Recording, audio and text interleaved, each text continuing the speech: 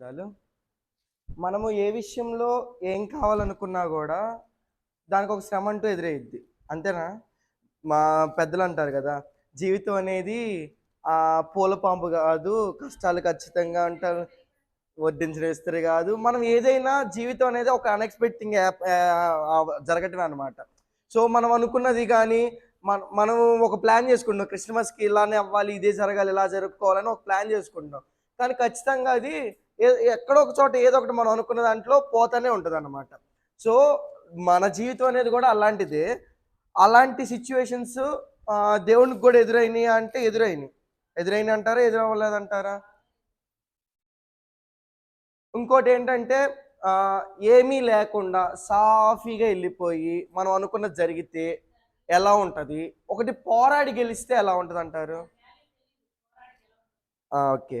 ఈ మంత్ మొత్తంలో మనం అనుకునే మాటేంటి అంటే, లోకం మొత్తానికి ఒక శుభవార్తొచ్చిందనమాట. ఆ శుభవార్త రావటానికి ఎనకాల ఒక పోరాటం ఉంది. ఏం పోరాటం అంటారది? ఎవరి పోరాటం? ఏం పోరాటం? ఎలా జరిగింది ఆ పోరాటం?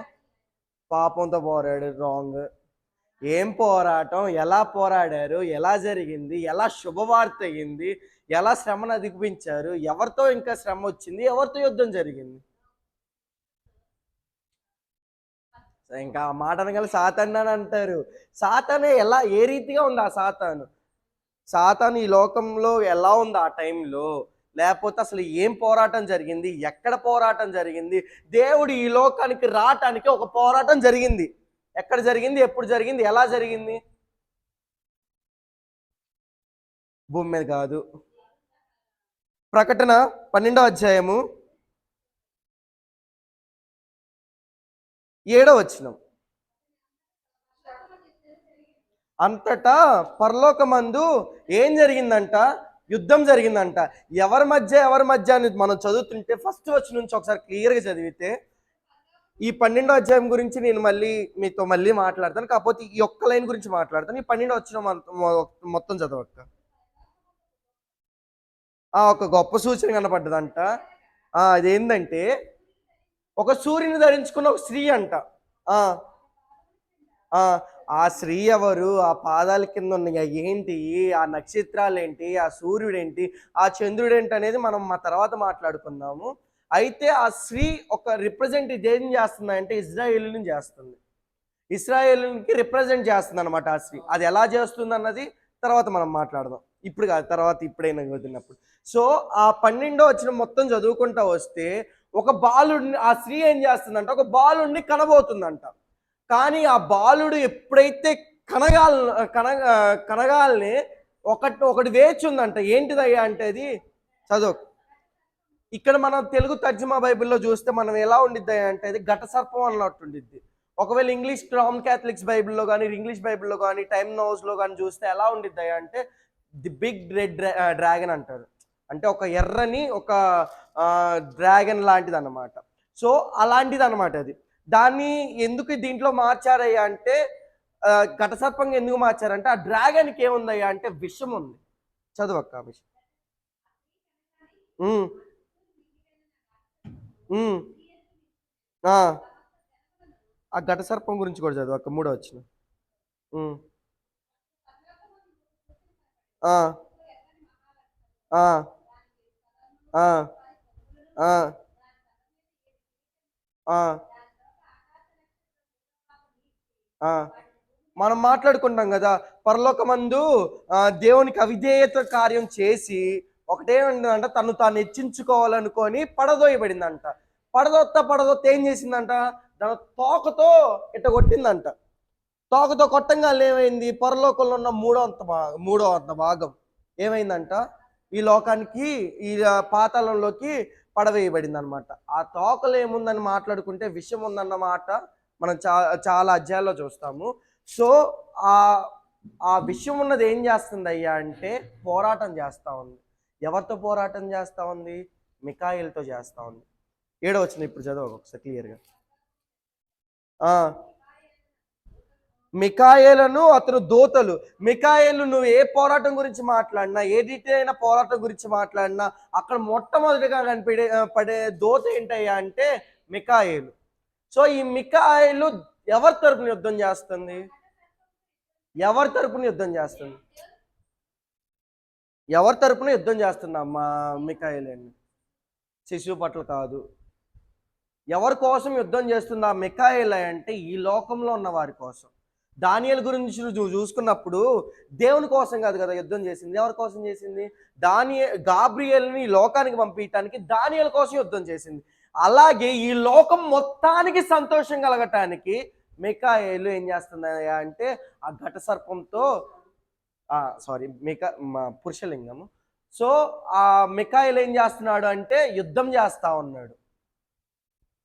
ఆ యుద్ధం వల్లనే ఈ లోకానికి ఏం జరిగిందయ్యా అంటే మహా సంతోషకరమైన వార్త అనేది వచ్చింది.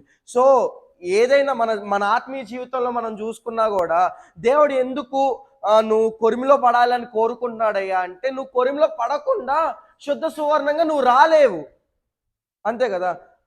నువ్వు బలహీన పడకుండా నీ బలం యొక్క విలువ నీకు తెలియదు. నీ కష్టాలు శ్రమలు రాకుండా నువ్వు ఆ కష్టాన్ని ఎలా జయించగలవు, ఈసారి వస్తే దాని గురించి భయపడకుండా ఎలా స్థిరంగా నిలబడడం అనేది నీకు తెలియదు. సో దేనికోసమైనా అసలు మనం మాట్లాడుకుంటాం, దావీదు మాట్లాడిన మాట మన పద్దాలు మాట్లాడు, నాకు అన్నిటినీ నాట్యంగా మార్చాడని మాట్లాడుకుంటాం. అసలు నాట్యంగా మార్చడానికి నీకు అసలు ముందర కన్నీరే లేకపోతే పడదు కదా. సో నీ జీవితంలో ఉన్న ఎత్తుపల్లాలన్నీ మనకు కావాల్సింది. ఏదైనా మనం చూస్తూ ఉంటాం కదా, హార్ట్ బీట్ స్ట్రైట్కి వెళ్తే వాడు ఎలాంటి వాడు అంట చచ్చినోడితో సమానం. హార్ట్ బీట్ ఎప్పుడు స్ట్రైట్ ఉండకూడదు. ఎలా ఉండాలి? అప్స్ ఉండాలి, డౌట్స్ ఉండాలి. విశ్వాసంలో ఉండకూడదులే. కానీ మన జీవితంలో అప్స్ డౌన్స్ ఉంటాయి. నేను ఒక హైయెస్ట్ పాయింట్ని చూశాను, నా జీవితం యొక్క లోయెస్ట్ పాయింట్ కూడా నేను చూస్తాను. నేను ఈ శ్రమను ఎప్పుడూ ఎదుర్కోలేదు, కానీ ఆ శ్రమను ఎదుర్కోవాల్సిన సిచ్యువేషన్స్ నాకు ఖచ్చితంగా వస్తాయి. అదనమాట జరిగింది. సో ఈ లోకానికి మొత్తానికి సంతోషకరమైన వార్త రావాలి అంటే అక్కడ ఎంత పెద్ద పోరాటం జరిగి ఉండిద్ది అంటారు. ఒక మూడంత భాగము మికాయేలు అతని దూతలతో పోరాటం చేస్తుంది. మిగతా భాగం ఏం చేస్తుంది? అక్కడ లేదులే, మీరు చెప్పండి, మీరు ఆలోచించి చెప్పండి. ఒక భాగం మికాయేలు దూతలతో పోరాటం చేస్తుంది. ఇంకో మూడో భాగం ఏమో మికాయేలుకి ఆపోజిట్గా ఆ ఎర్రని ఘట సర్పంతో పోరాటం చేస్తుంది. మిగతా దూతలు ఏం చేస్తున్నాయి చెప్పండి? భూలోకానికి వచ్చి ఏం చేస్తున్నాయి అంట, ఈయన పుట్టినవాడు ఎలాంటి వాడు, ఈ లోకానికి రక్షణ ఎందుకు వచ్చింది, ఈ పుట్టినవాడి యొక్క వ్యక్తిత్వం ఏంటి, ఆయన కనపరచాల్సిన అవసరం ఉందంటారా లేదంటారా? ఉంది. ఎందుకు కనపరచాలి? ఎందుకు ఆయన కనపరచాలి అంటే ఒక్కసారి ఆయన సృష్టించిన ఆకాశాలని, నక్షత్రాలని, భూమిని జ్ఞాపకం చేసుకో. అసలు నిన్ను తలుచుకోవడానికి నువ్వు ఏ పాటివాడు? అయినను ఏ పాటినైనా నా కొరకు, ఏ పాఠ్యమైనా ఈ లోకంలో ఉన్న మనుషుల కొరకు దేవుడు ఏం చేస్తున్నాడయ్యా అంటే ఈ లోకానికి వస్తా ఉన్నాడు, ఈ భూమి మీదకి దిగి వచ్చి ఉన్నాడు. మరి నేను ఏ పాటి వాడిని? నేను మా ప్రార్థన చేయగలను కాబట్టి దేవుడు నా కోసం వచ్చాడు అనుకుంటే వ్యర్థమే. నేను బాగా దేవునిలో ఉండగలుగుతున్నా, దేవునిలో నడవగలుగుతున్నా, దేవునిలో నేను స్థిరంగా ఉన్నవాడిని అనుకుంటే కాదు. నేను బైబిల్ మొత్తం నాకు తెలిసి ఉన్నది, నేను చాలా తెలివైనోడిని, నేను పాండిత్యం కలిగినోడిని అనుకున్న వాళ్ళ కోసం రాలా దేవుడు. ఎవరి కోసం వచ్చారంట? నశించిపోతున్న దాన్ని వెతికి రక్షించడానికి. అసలు నశించిపోతున్న దాన్ని లక్ష్య పెట్టడానికి అసలు ఏం అవసరం ఆయనకి? నశించిపోతున్న దాన్ని లక్ష్య పెట్టిన దేవుడు నీ స్థితిగతులను లక్ష్య పెట్టడంటారా? ఖచ్చితంగా. ఆ నశించిపోతున్న దానికోసం వచ్చి ప్రాణం పెట్టిన దేవుడు నీ శ్రమలో నిన్ను వదిలేస్తాడంటారా? నీ అపాయాల్లో నిన్ను వదిలేస్తాడంటారా? నీ శోధనలో, నీ రోదనలో కానీ, నీ కష్టాల్లో కానీ వదిలేస్తాడంటారా? దానియేలు అనుకున్నాడేమో, అనుకునే ఛాన్స్ ఉంది ఆయనకి. ఎందుకుంది? ఎంత ప్రార్థన చేస్తా ఉన్నా కూడా ఇంకా జవాబు రాలా ఆయనకి ఛాన్స్ ఉంది. కానీ అనుకున్నాడు ఆయన ఇంకా అదే దాంట్లో ఉన్నాడు. నేను ఎంతో ఉపవాసం ఉండి ప్రార్థన చేస్తున్నా, దేవుడు ఇంకా లేట్ చేస్తున్నాడు, ఇంకా సమయం చేస్తున్నాడు, దేవుడు నన్ను పట్టించుకోవడానికి నేనే పాటి వాడిని అని దానియేలు అనుకుంటే 10 రోజులు అయిపోయి బలహీన పడేవాడు. ఆయన చరిత్ర మనకు ఉండేది కాదు. దేవుడి గురించి తర్వాత రాబోయే వాటి గురించి కూడా ప్రవచించే గొప్ప ప్రవక్త అయ్యేవాడు కాదు, చరిత్రలో నిలబడేవాడు కాదు, శ్రేష్ఠుడిగా లెక్కింపబడేవాడు కాదు. వచ్చాడు కదా. అంతసేపు వరకు నన్ను ఎందుకు జ్ఞాపకం చేసుకుంటాడులే, నేను వచ్చింది కొత్తగా వచ్చాను, నేను వచ్చింది నేను మొదటి వాడిని, నేను ఇప్పుడే వచ్చాను, నేను పాటలు పాడటానికి నేను ఏ పాటి వాడిని, నేను స్థుతులు చెప్పడానికి నేను ఏ పాటి వాడిని, నేను ప్రార్థన చేయడానికి ఏ పాటి వాడిని, అవసరం లేదు. ఎందుకంటే ఏ పార్టీ అనుకున్న వాడిని దేవుడు లక్ష్య పెడతా ఉన్నాడు. అంతే కదా. నాకు నీ పెద్ద టైటానిక్ షిప్ ఇవ్వమాకరా నాయన, నీ చిన్న దోణి నాకు ఇవ్వు, నేనేం చేస్తాను దాన్ని సువార్తకు వాడుకుంటా అన్నాడు. నువ్వేమో పెద్ద ఈ పిలిండర్లు తీసుకొచ్చి సముద్రాన్ని పాయాలు చేయాల్సిన అవసరం లేదు, ఒక మెగా డిస్ట్రాక్టర్ తీసుకొచ్చి దాన్ని విభజించాల్సిన అవసరం లేదు. నీ చేతిలో ఏముంది? చిన్న కర్రే ఉంది, చాచు చీలిపోయిద్ది. నువ్వు సంతోషకరమైన వార్త వినాలి అనుకుంటున్నావా? సంతోషకరమైన జీవితంలోకి నువ్వు ప్రవేశింపబడాలనుకున్నావా? ఈ లోకానికి ఎంత సంతోషకరమైన వార్త వచ్చిందో నా కుటుంబంలో కూడా అంతే సంతోషకరమైన వార్త కావాలి అనుకున్నావా? శ్రమల నుంచి వెళ్ళి బయటికి, శ్రమలను అనుభవించడానికే దేవుని కోరుకో. నేను ఎలా బాధపడతా? నేను ఫర్ ఎగ్జాంపుల్ నేను నా బాడీ గురించి మాట్లాడుకుందాం. నా బాడీ బలపడాలి. నేను వెయిట్స్ లిఫ్టింగ్ చేసి కష్టపడి చెమటగా వచ్చి చేయకపోతే నా బాడీ బలపడిద్ది అంటారా? మొత్తం అంత కొవ్వుగా తయారయ్యిద్ది. అదే నేను బాడీ విక్ చేస్తా ఉంటే ఏమైద్ది? బలంగా తయారవుతుంది. నువ్వు శ్రమలో మోస్తున్నంతకాలం నువ్వు ఆత్మీయ జీవితంలో నువ్వు ఇంకా బలపడుతున్నట్టే. నీకు దేవుడు అది చెప్తున్నాడు కదా, పెట్టు శ్రమలు, వాడు భరించగలిగినంతే పెట్టు, వాడి ప్రాణాన్ని నువ్వు తాకటానికి లేదని ఆజ్ఞాపించాడు దేవుడు. నీ ప్రాణం జోలికి దేవుడు రాడు. కానీ నువ్వు గనక ఆ ప్రాణానికి లొంగిపోతే గనక దేవుడు ఏం చేస్తాడు? వాటికి లొంగిపోతే కనుక అది వాడి చేతిలో ఉంది, తీసుకోవటమా తీసుకోపోవటమా. సంహారక చేతిలోకి నువ్వు వెళ్ళాలనుకుంటే నాకు శ్రమలు వద్దనుకో. ఎందుకు? శ్రమలు లేకుండా నీకు బాగా అలవాటైపోయి షర్టు నలగకుండా కాలర్ స్థిరంగా ఉండి స్ట్రైట్గా ఉన్నావు, ఒకేసారి గట్టి గాల్దోమాన వచ్చిందనుకో, ఎగిరి పడిపోతావు కదా.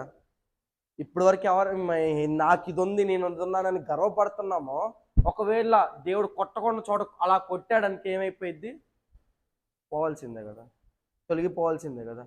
దేవుడిలో తొలగిపోతావా? ఆత్మీయంగా తొలగిపోతావా? ఈ లోకానుసారంగా తొలగిపోతావా? ఎగిసిపడిన ఆకెప్పటికీ ఒక చోట నిలవదు.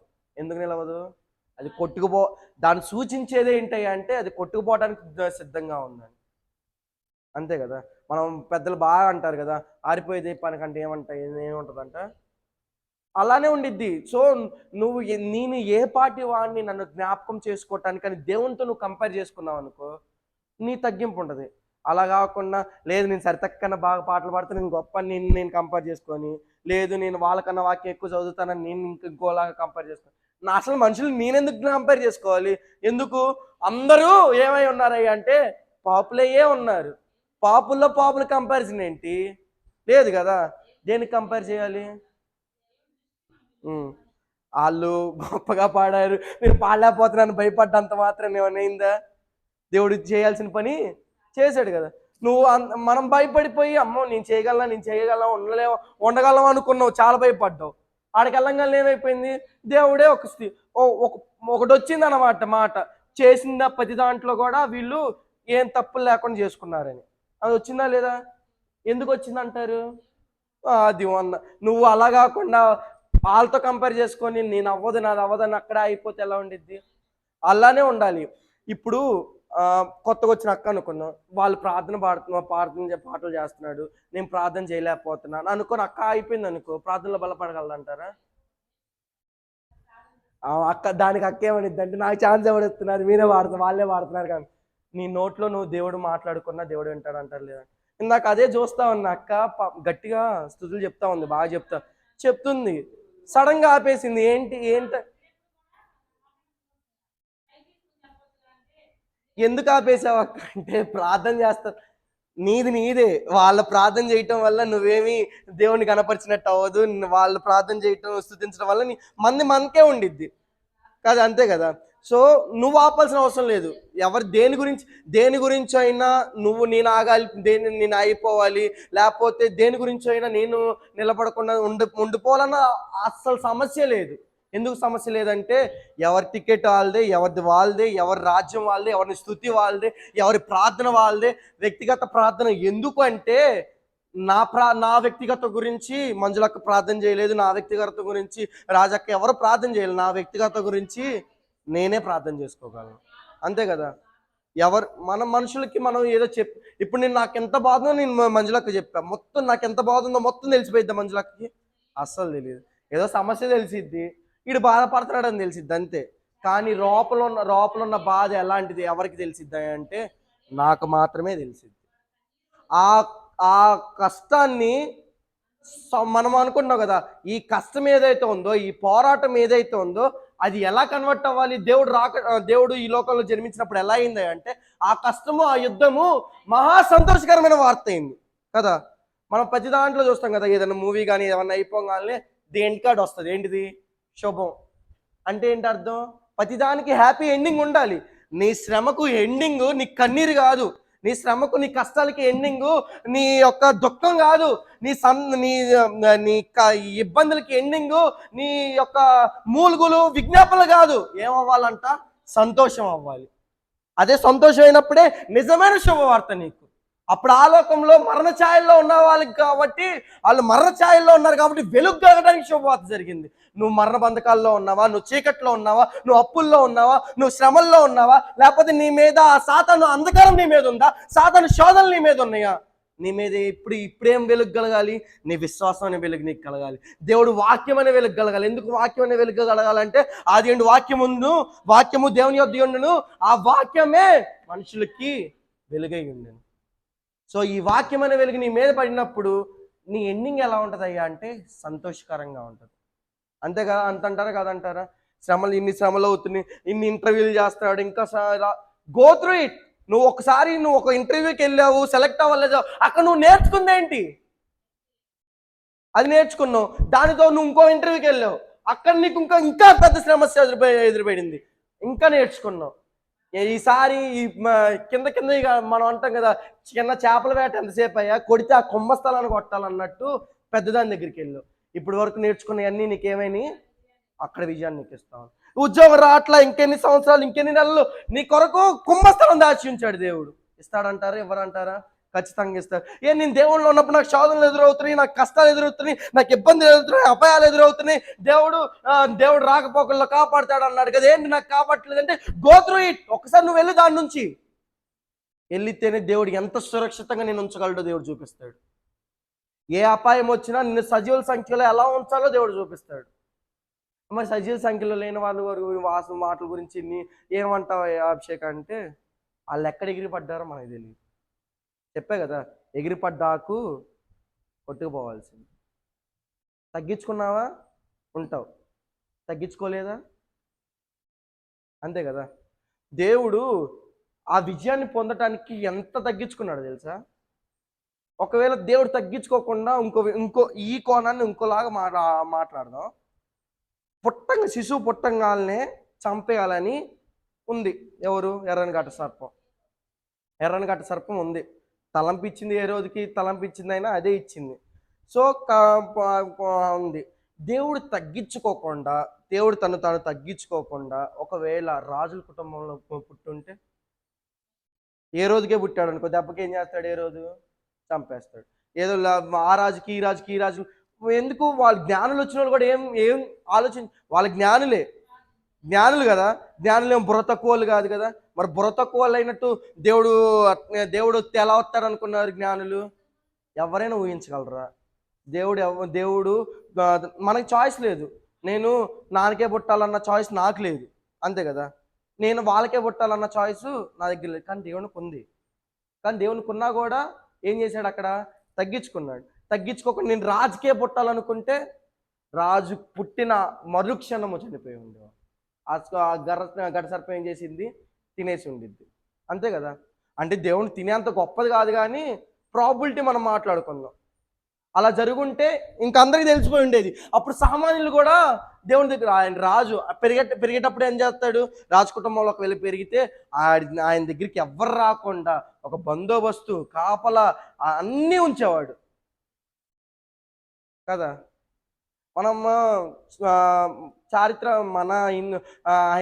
ఇది ఇండియన్ హిస్టరీలోకి వెళ్తే ఒక ఆయన పుట్టాడంట. ఆయన పుట్టేటప్పుడు ఏం జరిగిందంట? ఆయన చంపేయటానికి వీళ్ళందరూ వచ్చి పడ్డారంట. ఆమె ఎవరో జైల్లోకి అందంట. ఎక్కడి నుంచి వచ్చినాయి రాయి అంటే పుట్టేటప్పుడు చంపేసిన నియమము బైబిల్ నుంచి వచ్చింది. అప్పుడు వచ్చిందేమో, మోషేకి ముందరగానే వచ్చింది ఆ విషయం. దేవుడు చూసేది, దేవుడు ఎప్పుడైనా ఒక దెబ్బ చూపించి తర్వాత ఆయన కొడతాడు. మనం బాక్సింగ్ ఆడతాం కదా, బాక్సింగ్ గురించి అందరికీ తెలిసింది. ఒక ఛాన్స్ ఇస్తాం ఆపోనెంట్కి, కొట్టడానికి ఎంత కొట్టగలడు, ఎలా కొట్టగలడు అని చూస్తూ ఉంటాం. రెండో దెబ్బకి మనం ఏం చేయాలి, వాడు ఎంత కొట్టాడో దానికి రెట్టింపు కొట్టాలి. చూశాడు దేవుడు, ఎక్కడ మోసే సమయంలో చూశాడు, సాతాను ఏం చేయగలదో చూశాడు, ఎలా చేయగలదో చూశాడు. కొట్టే దెబ్బ ఈసారి ఏం చేశాడు, గట్టిగా కొట్టి చూపించాడు. అలా నువ్వు ఛాన్స్ ఇవ్వు, నువ్వు తీసుకోవడానికి ఛాన్స్ ఇవ్వు. నువ్వు తీసుకోకుండా ఇవ్వలేవు కదా. నువ్వు శ్రమను తీసుకోకుండా విజయాన్ని ఇవ్వలేవు కదా. ఎలా ఇస్తావు? శ్రమే తెలియదు నీకు, నీ కాలరీని అడగల, నీకు చెమట వాసనే తెలియదు. నువ్వు ఎలా సంపాదించగలవు, ఎలా చూపించగలవు, ఎలా ఘనంగా నుంచోగలవు, ఎలా నా జీవితాన్ని నేను మళ్ళీ చక్కదిద్దుకోగలవు? దిద్దుకోలేవు కదా. నీ జీవితం సినిమాలో కూడా సాధ్యం కాదు అది. ఆడు కష్టపడాల్సి ఖచ్చితంగా. ఆడు అలా అవటానికి ఎంత కష్టపడ్డాడు అన్నది కూడా చూపిస్తాడు కదా. సో నీ జీవితాన్ని నువ్వు చక్కగా సరిదిద్దుకొని రాసుకోవాలి. నా జీవితం ఇలా ఉండాలి అన్నది ఎవరి చేతిలో ఉందయ్యా అంటే నీ చేతిలో ఉంది. దాన్ని దేవుడు ఏం చేస్తాడయ్యా అంటే నువ్వు అనుకున్న రీతిగా దేవుడు మారుస్తాడు. అంతే కదా. నేను ఇలానే ఉండాలి, నేను పాపం జోలికి వెళ్ళకూడదు, నీ అపవిత్రమైన పదార్థాలు నేను తిని నన్ను నేను అపవిత్రపరచుకోకూడదు, ఒక పూట కూడి కొరకు నేను ఎందుకు ఆశపడాలి అనుకున్నారు ఎవరు? దానియేలు. ఏసేపు అనుకోవాలా, ఏసేపు తినే ఒక పూట దాని మీద ఆశపడి మొత్తం కోల్పోయాడు. దానియేలు, షడ్రక, మేషక, అబేద్నెగోలు ఏం చేశారయ్యా అంటే రాజ ఆహారం అయితే నాకేంటది, అది తింటే నేను అపవిత్రం అవుతాను. నేను ఇలాగా ఉండాలనుకుని రాసింది, నేను రాసుకుంది ఎలా రాసుకున్నానంటే నేను పరమ పరిశుద్ధునై ఉండాలి, నేను అందరికన్నా 10 శ్రేష్ఠులనై ఉండాలని రాసుకున్నారు. అలాగే జీవించారు. అయ్యారంటారా లేదంటారా? నేను దేవా, మేము సేవించుతున్న దేవుడు మమ్మల్ని దీని నుంచి రక్షించకపోయినా పర్లేదు, మేము ఇలానే ఉంటాం, దేవుడు రక్షించి చూపించాడంటారా లేదంటారా? నువ్వు పడేసుకుంటే పడేసుకో, నేను మాత్రం ప్రార్థన మానను, చర్చికి రావడం మారను. నా తీర్మానం 25 వస్తుంది కదా మనకి అందరికీ. Starting year of the day ఉండిద్ది అంటే ఒక రిజల్యూషన్ ఉండిద్ది, ఒక నియమం, అదేంటంటారు, తీర్మానం. తీర్మానం ఉండిద్ది. నేను అసలు తప్పకుండా రావాలి ఒకటి ఫస్ట్ డేనే, అదిగో చూసారా. అలానే ఒకరి ప్రతి ఒక్కరు అదే ఒక రిజల్యూషన్ అని తీసుకుంటావు నువ్వు. అది ఆ రిజల్యూషన్ ఏంటంటే నేను ఎలా ఉండాలని నువ్వు రాసుకుంటున్నావు. అంతేనా కాదంటారా? ఇప్పుడు దానియేలు తీసుకున్నాడు రిజల్యూషన్. ఎన్ని మారినా, ఏ రాజ్యం మారినా, ఎవరు ఎంత గొప్ప విగ్రహాన్ని నిలబెట్టి పూజింపమని చెప్పినా, దానికి బంగారం ఉన్నా, దానికి వెండి ఉన్నా, దానికి ఇత్తడున్నా, రోజు భోజనాలు పెడుతున్నా, నేను 3 సార్లు నేను ప్రార్థన చేయాల్సిందే అనుకున్నాడు. అది రాసుకున్నాడు, అలానే ఉన్నాడు. ఏమయ్యాడు? జయం పొందుకున్నాడు. ఈ విధంగా రక్షించుటకు ఏ దేవుడికి సాధ్యం కాదన్న సాక్ష్యం దానియేలు తీసుకొచ్చాడు. మనం ఏం సాక్ష్యం చెప్తున్నాం? మన ద్వారా ఏం సాక్ష్యం జరుగుతుంది? శ్రమల పడంగా తొలగిపోయాం అనుకో, ఎగేసుకుంటూ వెళ్ళారుగా ప్రేయర్కి అనుకుంటారు. ఒక ఇబ్బంది రాగానే తొలగిపోయాం అనుకో, ఇది జరిగిద్దని నాకు ముందే తెలుసు. మార్గం ఇప్పుడు ఒక మతం నుంచి నువ్వు వెళ్తా ఉంటే నీకు కట్టుబాట్లు నీకు కనపడతాయి. మార్గం నుంచి నువ్వు వెళ్తా ఉంటే లోయలు కనపడతాయి, ముళ్ళలు కనపడతాయి, అడ్డంకులు కనపడతాయి, ఎదురుగొచ్చే రాళ్ళ దెబ్బలు కనపడతాయి, పడిపోయే జారుడు సిచ్యువేషన్ జరుగుతాయి, ఒక స్లోప్ అయిన బురద ఉండిద్ది, చాలా మార్గం. నువ్వు మార్గం నుంచి వెళ్తున్నావంటేనే అర్థం చేసుకోవాలి నీకు శ్రమలు ఖచ్చితంగా ఉన్నాయి. ఎందుకు ఆ శ్రమలు? రాళ్ళ మీద నువ్వు రాయి మీద స్థిరంగా ఉండాలి. నువ్వు జారే విషయంలో ఎలా జారకుండా నిలబడాలో నీకు తెలియకపోతే రాయి మీద ఎలా స్థిరంగా ఉంటావు? ఉండలేం కదా. ఉంటావా? జారే విషయంలో నాకు ఎలా జారాలో తెలియక ఒకటి రాయి మీద వేసా కాలు, ఆపుకోవడం నాకు తెలియదు, ఏమవుతా పడక్కమని జారిపోయి పడిపోతానే ఉంటా. తెలుసుకోవాలి. ఇది నీకు వచ్చిన ఒక ఎగ్జామినింగ్ సిచ్యువేషన్, ఒక పరీక్షా సమయం అనుకో. దీని నుంచి నేను నేర్చుకుంది ఏంటి? సో దేవుడు ఎన్ని నాకు శోధనలు వచ్చినా, అపాయాలు వచ్చినా దేవుడు కాపాడతాడు. దేవుని యొక్క కుటుంబము నాకు తోడై ఉంటుంది, అంతే కదా. సో అలా ఉండాలి. తమ తాను అపవిత్రపరచుకోకుండా అనుకొని ఆ భోజనం గురించి ఆశించకుండా నిల్చున్న వాళ్ళనే దేవుడు ఏం చేశాడంట, అంత గొప్పగా తీసుకొచ్చాడు. దేవుడు మనల్ని గొప్ప చేయడం అంటారా? దేవుడు మన పిల్లల్ని గొప్ప చేయడం అంటారా? మరి నువ్వు కూడా అలానే ఉండాలి కదా. మనం కూడా షడ్రక్ మేషక్ అబ్దెనగో ఎలా ఉన్నారో మనం కూడా అలా ఉంటే ఏం జరిగిద్ది? మనకు డాడీ ఒక మాట చెప్పాడు లాస్ట్, ఇంత ముందర ఎప్పుడో స్టార్టింగ్ అప్పుడు ఒక చెప్పాను అన్నమాట. మన ముందర అనేక మార్గాలు ఉన్నాయి, ఏ మంచిదో ఇది రీసెంట్గా డాడీ కూడా చెప్పాడు, నాకు అప్పుడు అది గుర్తుకొచ్చింది. అనేక మార్గాలు ఉన్నాయి, ఏ మార్గంలో వెళ్ళాలో నాకు తెలియదు. పూర్వం వెళ్ళిన వాళ్ళు ఉన్నారు ఆ మార్గంలో, వాళ్ళ ఎక్స్పీరియన్స్ మనకు పనికొచ్చింది కదా. దానియేలు వెళ్ళాడు, దేని నుంచి? శ్రమల నుంచి వెళ్ళాడు. యోబు వెళ్ళాడు, దేని నుంచి? వ్యాధుల నుంచి వెళ్ళాడు, కష్టాల నుంచి వెళ్ళాడు, భార్య చేత చీ అనిపించుకున్న బతుకు నుంచి వెళ్ళాడు. షడ్రక్ మేషక్ అబేద్నెగో వెళ్ళారు, తన కడుపు కాల్చుకునే విషయంలో వెళ్ళారు, పరిశుద్ధతను కాపాడుకునే విషయంలో వెళ్ళారు. ఏం చేస్తుంది?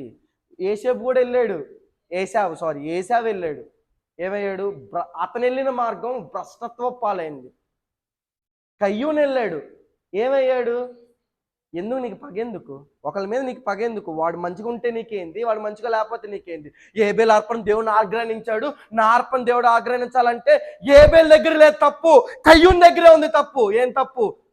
ఎలాంటి ఇవ్వాలని తెలియట్లా, ఎలాంటి దేవునికి సమర్పించాలో తెలియట్లా, ఎలాంటి దేవుడిని సమర్పించే విషయంలో ఎలా ఉండాలి, దేవునికి ధూపం వేసే విషయంలో ఎలా ఉండాలో తెలియట్లా.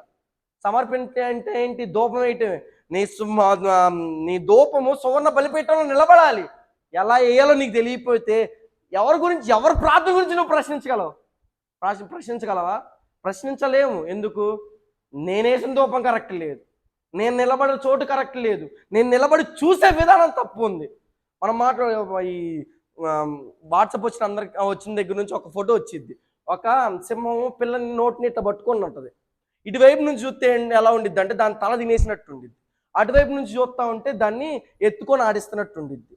చూసే విధానం ఎక్కడ తప్పు వచ్చిందయ్యా అంటే, తినేసానని నేను ఎటు నుంచి చూసా, లేదు దాన్ని ఆడుకుంటుందని అటు నుంచి చూసా. ఇది ఇక్కడ ఆరు ఇటు నుంచి రాశాను అనుకోని, ఇది 6 రా అని చెప్తా, అక్కడ రాసుకుని అక్కడ వేసి అరే పిచ్చోడు అది 9 రానిద్ది. ఇప్పుడు నేను పిచ్చోడిని అయ్యానా, లాజక్క పిచ్చోడిని అయిందా? నుంచోబెట్టిన పొజిషన్ తప్పైంది. నువ్వు దేవునిలో నిలబడి చూస్తే దేవుని కార్యాలు కనపడతాయి. నువ్వు అంధకారంలో ఉంటా నేను దేవుళ్ళలోనే ఉన్నాను అనుకుంటే చూస్తే ఎలా దేవుని కార్యాలు కనపడతాయి? కనపడవు కదా. ఎలా కనపడతాయి? శ్రమలే కనపడతాయి నీకు. దాని తర్వాత వచ్చే ఆనందం నీకు కనపడదు. దానియేలు ఆ శ్రమనే చూశాడు, తర్వాత ప్రధానిగా మిగిలాడు. శ్రమను చూడాల, వాళ్ళు ప్రధానులుగా అయ్యారు. ముందులో ఉన్న అగ్నిని చూడాల వాళ్ళు, తర్వాత రాబోయే విచారణకర్తల పోస్టుని చూసుకున్నారు. మనం కూడా అలానే ఉండాలి. ఈ శ్రమ వచ్చినప్పుడు ఈ శ్రమలను పట్టించుకుంటే దాని తర్వాత వచ్చేది ఎక్కడ వస్తుంది? ఎలా వస్తుంది? ఈ దీంట్లో తొలగిపోతే ఎంత నామోషి. దేవునిలో నువ్వు బతికావు, దేవుని కొరకు బతికావు, దేవుని మాట్లాడాలనుకున్నావు, అనుదినం దేవునికి వస్తున్నావు, ఉపవాసం కడుపు గాల్చుకొని మరి దేవుని సన్నిధిలో ప్రార్థన చేస్తున్నావు. నా కుమారులకి ఇది అవ్వలేదు, ఇది జరగలేదు, ఇలా నిలబడలేదు, కుమార్తెలు ఇది అవ్వలేదంటే నా సైడ్ ఏదో ఉంది తప్పు, నేను కరెక్ట్గా చేయాల్సింది ఏదో చేయలే. ఒక్క చోట నేను నిలబడాల్సిన ఈ సంఘం దగ్గర నేను నిలవాల్సిన వాడిని ఉన్నా, కానీ ఇక్కడ నిలబడలా. నేను వేరే చోటకు కూడా తిరిగా, వేరే పనులు కూడా చేశా. అప్పుడు తప్పు ఎవరిది అంటారు? నువ్వు సంఘాన్ని ప్రశ్నించగలవా? నా కుమారికి అది జరగలే, నా కుమారుడికి ఇది జరగలేదంటే నువ్వు దేని మీద కనిపెట్టుకొని ఉండాలో అది కనిపెట్టుకొని లేవు. నువ్వు ఇంకెలా ప్రశ్నించగలవు? ప్రశ్నించలేం కదా. నువ్వు నిజంగా అలా ఉండి ప్రశ్నించే తప్పిదం లేకుండా అసలు నువ్వు ప్రశ్నించాల్సిన అవకాశం కూడా నీకు ఉండదు. ఎందుకు? కార్యం జరిగిపోయింది అక్కడ ఖచ్చితంగా. సో దేవుడు దానికోసం చూస్తున్నాడు, దానికోసం నీకు ఒక టెస్ట్ ఇస్తున్నాడు. నువ్వు చేస్తావా చేయవా? నువ్వు నిలకడ చూపిస్తావా చూపివా? నువ్వు వచ్చావు, ఏమన్నా నీకు ఏదైనా అయింది, నువ్వు దేవునిలో కొనసాగుతావా లేదా? నాకు టెస్ట్ అలా చేశాడు. కొనసాగావు, దేవునికి స్తోత్రం. కొనసాగలేక తొలగిపోయావు, నాకు ఎందుకు వచ్చిన ఈ శ్రమలు, నాకు వచ్చిన ఎందుకు ఈ కష్టాలను తొలగిపోయావు, ఏమైంది? ఆడ పరలోక రాజ్యం నీ కోసం ఉంది. నువ్వు ఇక్కడ ఎంత శ్రమలు పడుతున్నావు, దానికి 1000 సంతోషాన్ని సుఖాన్ని అనుభవించడానికి నీకు ఉంది. దాన్ని కోల్పోతామా? లేదు నేనే ఉన్నా, ఈ శ్రమ వచ్చింది నాకు, ఈ శ్రమల్లో ఇంక నేను దేవుని కోసమే అనుకున్నా, ఇవన్నీ దేవుని కోసమే చేద్దాం అనుకున్నా, దేవుడు నాకు ఇట్ట వ్యతిరేకంగా తీసుకొచ్చి ఇది పెట్టాడని నేను అనుకుంటే ఏమైంది? దేవుని పని చేయగలనా? దేవుడు నాకు ఉద్యోగం ఇవ్వగలడా? లేకపోతే నేను స్థిరంగా ఉండగలనా? లేకపోతే నేను వాకిని ఇక్కడ మైకి పట్టుకోవడానికి కూడా సిగ్గుపడి నాకొద్దు ఇది అనుకునేవాడిని నేను. అంతే అనుకుంటాం కదా. కానీ గోత్రు నేను దానికి అవ్వాల.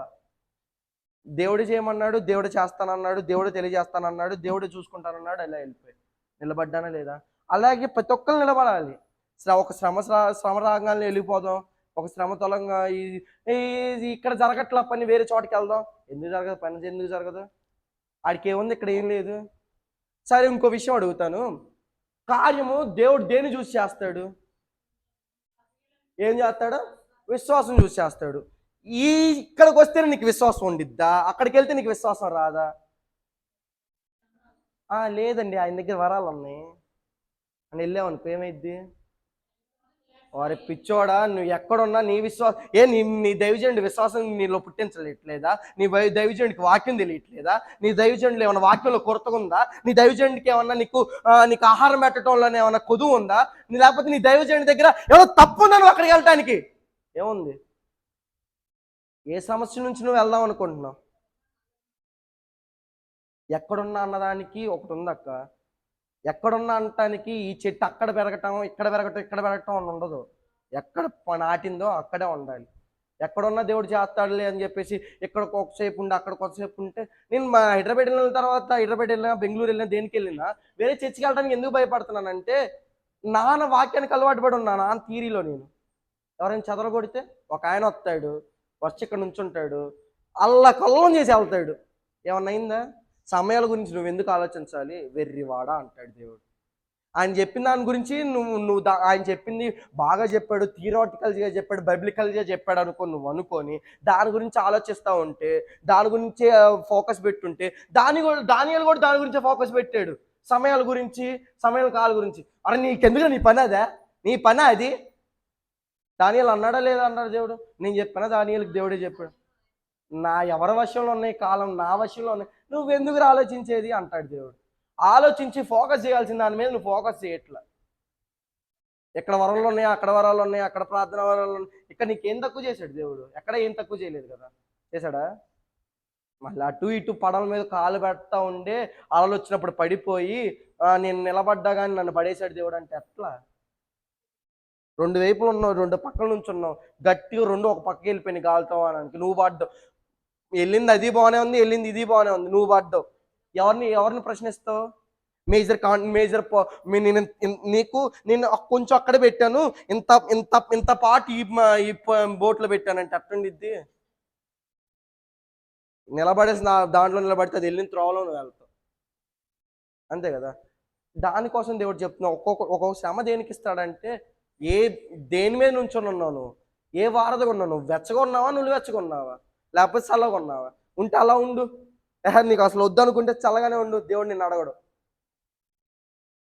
నువ్వు ఉంటే వెచ్చగా ఉండు. సాతాను నీ జోలికి రాలేదు. సాతాను నీ జోలికి రాలేదు. ఇటువైపు అటు ఎట్లా డాడీని ఒకటి అడిగాను నేను. నానా కొంతమంది ఉంటారు కదా, వాళ్ళకి దేవుడి గురించి తెలియవు, పాస్టర్లు ఉంటారు, పాస్టర్ల గురించి అడిగా. పాస్టర్లు ఉంటారు, దేవుడి గురించి తెలియదు, వాళ్ళు ఈ కర్మకాండాలు కానీ వీటి విషయాల్లో ఏమన్నా ప్రేర్ చేసినా, చేతులు పెట్టినా వాళ్ళకి ఎందుకు ఇది రాదు నాన్న అంటే, నానేమన్నాడంటే, వాడు బలవంతుడు కాదు, వాడు ఎలాగో సాతాను జోడులోనే ఉన్నాడు, సాతాను దగ్గరే ఉన్నాడు. మనం ఎవరైనా మనకి ఆపోనెంట్గా ఉన్నవాడి మీద పడతాం, అంతే కదా. ఈ ఆల్రెడీ అంధకారంలో ఉండి, చీకట్లో ఉండి, చీకటి వాడి మీద ఇంకెందుకు ఆవించిన యూజ్ ఉండదు కదా, అంతే కదా. ఇప్పుడు నా తరపులో, నా జట్టులో బ్యాటింగ్ చేసేవాడిని నేను ఆపాల్సిన అవసరం లేదు. ఎందుకు? వాడు నన్నే గెలిపిస్తాడు. సాతాను కూడా అది అనుకునేది. వాడు ఇట్టే ఉన్నాడు, వాడు నా మాటలినే మా ప్రజలందరిని మభ్య పెడుతున్నాడు, నా మాటలినే ప్రజలందరికీ ఎక్కువ మాటలు చెప్తున్నాడు, వాడు ఇంకా వాడిని నేనేం శోధిస్తాను? నాకు ఆపోనెంట్గా వచ్చి నన్ను ఆపుతున్నాడు చూసావు, వాడిని నేను శోధిస్తాను అని పడతాడు. మరి నాకు ఇప్పటి వరకు ఇంత ఆలోచన రాలేదేంటి నాన్న అనుకుని నేను ఆలోచించి, ఎందుకు ఒక్కసారి వాళ్ళకి ఎందుకు జరగదు, ఎందుకు అవ్వదని నేను ఆలోచించుకుంటే దేవుడు తెలియజేసిన మాట ఇది. దాన్ని చూసుకొని అక్కడ కార్యం జరుగుతుందని, అక్కడ జరుగుతుందంటే చూపిస్తాడు దేవుడు. సాతానుకు కూడా మాయలు చేయటం బాగానే తెలుసు. చేయలేదా? ఐగుప్తు ప్రజలు చేయలేదా? చేశారా లేదా? దేవుని కర్ర మాత్రమే పావుగా మారి చూపించిందా? జరుగుతుంది, జరుగు తీరుతాయి. కానీ ఎలా ఉంటుంది, అంతం ఎలా ఉంది? నేనేమో బైబిల్ పట్టుకొని, నా దగ్గర మా చర్చిలో కార్యాలు జరిగినాయి, నేను బైబిల్ పట్టుకొని ఆ, విగ్రహాలకు అర్పించింది తినకూడదని నేను చెప్తా ఉన్నా. ఇంకోటి బైబిల్ పట్టుకొని ఉన్నాడు, ఆయనకు కూడా ఆయన చర్చి కూడా లక్షలాది మంది ఉన్నారు, కోట్లాది మంది ఉన్నారు. ఆయన బైబిల్ పెట్టుకొని వాళ్ళ చర్చిలో కూడా కార్యాలు జరుగుతున్నాయి, ఆయన బైబిల్ పెట్టుకొని ఎక్కడ ఉండాలి శుద్ధీకరణ, తినొచ్చు జరిగచ్చు అని అనుకుంటే నేను దీనికి స్తోత్రం చెప్పి ఆయన దానికి ఏంగా చెప్పేసుకొని అంటే ఎలా ఉండిద్ది? ఆయన ఫాలో అయ్యే వాళ్ళందరూ అది చెప్తారు. ఏం జరిగిద్ది అప్పుడు? విగ్రహారాధన అవ్వలేదా? మనుషుల్ని కాదు నువ్వు చూడాల్సింది, లేకపోతే క్రియలుగా చూడాల్సింది. వాక్యం ఏడుంది నీకు తెలీదా? లోకం మొత్తానికి తెలీదా? ఊరు మొత్తానికి తెలీదా? లేకపోతే చర్చి వాళ్ళ మొత్తానికి తెలీదా? దేని నుంచి గోత్రు అవుతున్నావు నువ్వు? దేని నుంచి వెళ్తా ఉన్నావు? దేని వైపుగా వెళ్తా ఉన్నావు? సంతోషకరమైన వార్త వినాలంటే నీకు పోరాటం కంపల్సరీ.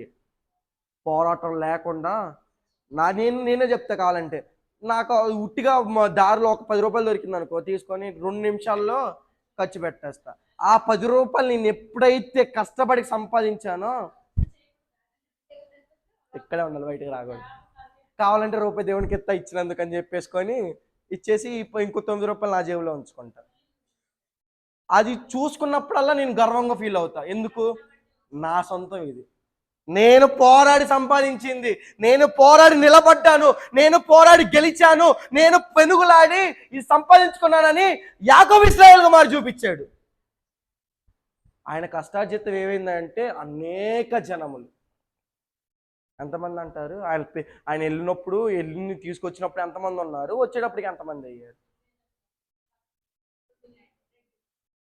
మార్చి చూపించాలిగా నువ్వు. నీకు గుంపు రావాలా వద్దా? జరగాల వద్దా? కార్యం జరగాల వద్దా? గోత్రు వెయిట్. నీకు ఏ శ్రమ వచ్చినా, నీకు ఆ ఉద్యోగానికి లేట్ అవుతుందా? గోత్రు వెయిట్. ఎక్స్పీరియన్స్ ఉంది. నీకు అపాయాలు ఎదురవుతున్నాయా? గోత్రు వెయిట్. ఆ అపాయాల వెనక దేవుడు నీకు సురక్షితమైన రేడు దాచించాడు. నీకు కష్టాలు ఎదురవుతున్నాయా? గోత్రు వెయిట్. ఆ కష్టాలని అమ్మటి నీకు విజయాన్ని చేయవచ్చు. నీకు కన్నీరు వస్తుందా? గోత్రు వెయిట్. నీకు సంతోషం దేవుడు ఉంచాడు. కన్నీరు నాట్యంగా మార్చుకున్నాన సాక్ష్యం ఉంటే ఎంత గొప్పగా ఉండిద్ది. ఏ కన్నీరు లేకుండా నా జీవితం సాగిపోయిందంటే ఎలా ఉండిద్ది? ఉండదు కదా. కన్నీటి నుంచే వెళ్ళు, కష్టాల నుంచే వెళ్ళు, శ్రమల నుంచే వెళ్ళు, కానీ చివరాఖరికి నీ విజయం ఏంటో అందరికీ సాక్ష్యవంతంగా చెప్పి దేవుడి మాటలు దీనికి ఆశ్రయించుకున్నారు.